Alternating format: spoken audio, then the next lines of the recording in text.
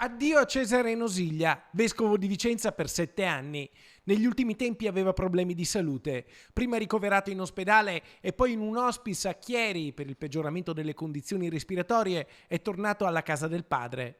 Ho appreso qui durante il viaggio missionario in Thailandia, mi trovo infatti a Chiang Mai nella parrocchia di Lampung dove operano i nostri missionari. Ho preso la notizia della morte del vescovo Monsignor Nosiglia, che ha condotto anche la nostra diocesi di Vicenza per alcuni anni.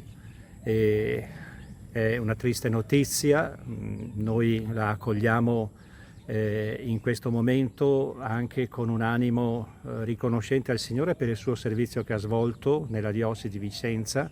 Lo affidiamo alla misericordia del Padre perché possa partecipare alla gloria dei santi e così come è stato il suo episcopato nella nostra diocesi molto attivo, molto intenso, possa essere anche nella vita spirituale presso il Padre un amore che può condividere pienamente con il mistero della Trinità Santissima. Lo ricorda così il vescovo Giuliano Brugnotto, impegnato nel suo viaggio missionario in Thailandia. Cesare Nosiglia aveva guidato la diocesi di Vicenza dal 2003 al 2010, poi era stato arcivescovo di Torino fino al febbraio del 2022.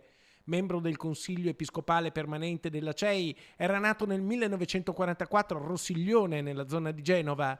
A Vicenza era arrivato il 6 ottobre del 2003, dopo le dimissioni del vescovo Pietro Nonis.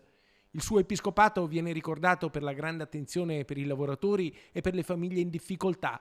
Fu lui a inaugurare il Museo Diocesano il 19 febbraio del 2005. I funerali saranno celebrati nel pomeriggio di venerdì 29 agosto nel Duomo di Torino. Invito tutta la diocesi a raccomandare l'anima di Monsignor Nosiglia al Signore in questi prossimi giorni e avremo modo anche noi in diocesi di celebrare una Santa Messa di suffragio.